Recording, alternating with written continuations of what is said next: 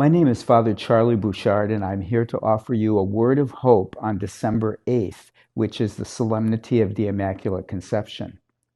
This feast is particularly important to us in the United States because we here in the U.S. are under the patronage of the Immaculate Conception, and also because there is an enormous basilica in Washington, D.C., which some of you may have seen, that is the Basilica of the Immaculate Conception.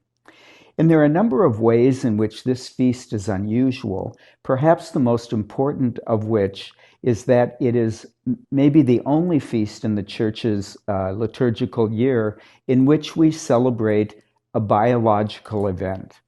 We celebrate an event in which God ordained or carried out his plan that Mary should be the mother of the Lord. And it was a tiny, tiny little event. At that time, there were barely even microscopes strong enough to see the ovum or to witness conception. And even today, when we don't know exactly when conception takes place, it is largely a mystery, a very tiny thing, perhaps like the mustard seed that Jesus speaks about elsewhere in the gospel, which grows into a great tree. I think the import for us today of this feast is twofold.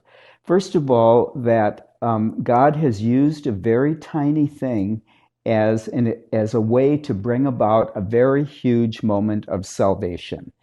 It shows us that God planned for the birth of Jesus by conceiving Mary immaculately, free of sin, something that none of us have ever experienced before or since. I think it also reminds us about the importance of these small things in our own lives, things which sometimes can go almost unnoticed, but which can be dramatically important.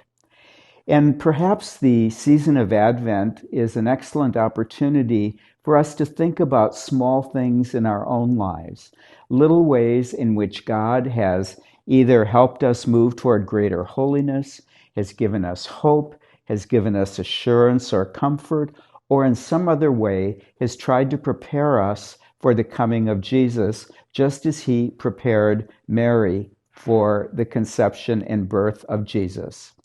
So let us look at these small things today in light of this season, in light of the gospel, and ask the Lord to deepen our awareness of how he works not only through grand events, but through very small events.